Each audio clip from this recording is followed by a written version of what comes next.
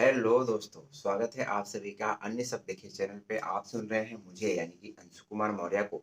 आज हम लोग बात करने वाले हैं जो महाराष्ट्र में ट्रेंडिंग योजना चल रही है जिसकी केवाईसी शुरू हो गई है, माझी लाडकी बहन योजना का। मुख्यमंत्री माझी लाडकी बहन योजना को लेकर के बहुत सारे सवाल आ रहे हैं। उन सब कुछ एक 5-6 सवालों को हम लोग यहाँ पे समझने की कोशिश करेंगे। इसके पहले मैंने वीडियो बना रखा है, उसको भी आप जाकर के सुन सकते हैं केवाईसी को लेकर के। उसमें भी बहुत ही इम्पोर्टेंट जानकारी आपको दिया हुआ है, तो आपको शायद उसमें भी डाउट क्लियर हो सकता है। तो हम लोग सबसे पहला सवाल लेते हैं, लोगों की तरफ से पूछे गए कि साइट नहीं चल रही है। तो मैं आपको बता दूँ कि जब भी गवर्नमेंट का कोई भी नया स्कीम या जब भी कोई नया काम चालू होता है, तो साइट नहीं चलती है, कुछ दिन टाइम लगता है क्योंकि उसको लाभ लेने के लिए बहुत सारे लोग होते हैं, बहुत सारे लाभार्थी होते हैं। तो काफ़ी दिन यानी कि कुछ दिन उनको इंतज़ार करना होता है, आप इंतज़ार कर लीजिए या फिर रात को जब आप करेंगे तो फिर आपका केवाईसी होने की चांसेस है। आप आराम से करिए, आपके पास 60 दिन का समय 2 महीने का समय है, आप आराम से करिए, आपका केवाईसी जो है हो जाएगा। दूसरे नंबर पे है केवाईसी किसको करना है? तो मैंने पहले ही वीडियो में ये चीज़ क्लियर कर दिया है कि जो भी लाभार्थी हैं, माझी लाडकी बहन योजना को उन सभी लोगों को केवाईसी करना होगा। वीडियो मैंने प्लेलिस्ट में दिया हुआ है, आप जाके उसको सुनिए। क्या है कि जो आप केवाईसी करने जाएँगे तो वहाँ पे अगर आप माझी लाडकी बहन योजना के लिए पात्र नहीं हैं, आपका पैसा नहीं आ रहा है, आप कैंसल हो गए हैं, तो पहले ही पॉपअप आ जाएगा, आपको ओटीपी ही नहीं जाएगा। वहाँ पे बता दिया जाएगा कि आप जो है आपका आधार कार्ड वहाँ पे मान्य नहीं है, आप जो है केवाईसी नहीं कर सकते हैं। अगर आपका आगे ओटीपी गया तो मतलब आप पात्र हैं और आपका केवाईसी हो जाएगा, ठीक है? फिर आगे आता है उसमें जब आप केवाईसी करने जाएँगे, तो उसको अच्छे से आपको पढ़ना है क्योंकि 2 लोगों का मेरे पास कमेंट आया, 2 लोगों ने मुझे पूछा उनका केवाईसी हो गया है। उन्होंने मालूम नहीं कैसे कर लिया जबकि एरर आ रहा है वहाँ पे बार-बार मैंने खुद भी ट्राई किया। तो आपको केवाईसी करते समय जो टर्म ऑफ कंडीशन आता है उसको अच्छे से पढ़ना है प्रश्न को।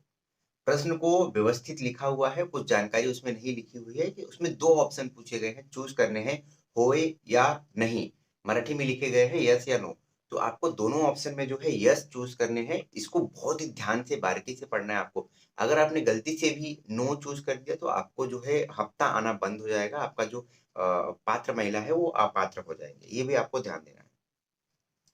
फिर उसके बाद केवाईसी करते समय गलत हो गया है तो क्या उसको वापस से सही कर सकते हैं? तो आपको बता दें, अभी कोई भी ऐसा ऑप्शन नहीं है कि जब आप केवाईसी करने के बाद सबमिट कर देंगे और उसको एडिट कर सकते हैं। अभी तक गवर्नमेंट की तरफ से कोई भी ऐसा नया अपडेट नहीं है, कोई भी ऐसा चीज़ नहीं है। एक बार अगर आपने केवाईसी करते समय जो भी डिटेल फिल किया, वो डिटेल सबमिट हो जाती है जानकारी और उसे अपडेट करने की, एडिट करने की कोई भी ऑप्शन नहीं है। तो इसीलिए जो है भरते समय जब आप केवाईसी करेंगे तो बहुत ही ध्यान से आपको केवाईसी करना है, इसका ध्यान रखें। फिर आगे आता है कि पति और पिता का आधार कार्ड क्यों माँगा जा रहा है? ये काफ़ी लोग मुझे सवाल कर रहे हैं। तो बता दें कि इससे गवर्नमेंट क्या करे जब ये योजना निकला था तो बहुत सारे लोग फॉर्म भर रहे थे, पात्र है, नहीं है क्योंकि बहुत सारे कंडीशन दिए गए थे गवर्नमेंट की तरफ से। मैंने उसका भी समय-समय पे वीडियो बनाया हुआ है, आप जाकर के उसको देख सकते हैं, चैनल पे दिया है प्लेलिस्ट में जो है लाडकी बहन योजना को। तो जब आप अगर शादीशुदा हैं, तो आपके हस्बैंड का आधार कार्ड उसमें जाएगा, अगर आप शादीशुदा नहीं हैं, तो आप जो है अपने पिताजी का आधार कार्ड उसमें डालेंगे। जब आधार कार्ड डालेंगे तो उसे ट्रैक किया जाएगा कि एक तो आधार कार्ड से सारी चीज़ें लिंक है, तो उनका बैंक अकाउंट लिंक है, उनका ड्राइविंग लाइसेंस लिंक है, अगर आपके पास ड्राइविंग लाइसेंस है, तो उसमें दिखेगा 4 व्हीलर का ड्राइविंग लाइसेंस है, 2 व्हीलर का है, तो ये टर्म ऑफ कंडीशन है ये। आप पात्र हैं, आप अपात्र हैं महिलाएँ, तो क्योंकि पहले ही ये चीज़ बताया गया था कि फ़ोर व्हीलर जिनके घर पे है वो एप्लीकेशन नहीं कर सकते हैं, जिनके घर पे इतनी ज़मीन है, जिनके इनकम 2.5 लाख से ज़्यादा है, वो लोग पात्र महिलाएँ नहीं हैं। तो ये सब सारी चीज़ें ट्रैक किया जाएगा। आप आईटीआर फाइल करते हैं, ये लोग नहीं कर सकते हैं, गवर्नमेंट जॉब करते हैं, तो ये लोग जो है अप्लाई नहीं कर सकते हैं। तो ऐसी जो चीज़ें हैं वो ट्रैक किया जाएगी सारी आधार कार्ड से, तो आप जो है केवाईसी करने के बाद आपका बंद भी हो सकता है। देखो, केवाईसी नहीं करेंगे फिर भी आपका योजना बंद होगा, केवाईसी करेंगे फिर भी आपका योजना बंद होगा। तो आप केवाईसी करिए बेझिझक और जो होगा तो आप देखा जाएगा, ठीक है? अब आते हैं एकदम मेन पॉइंट पे।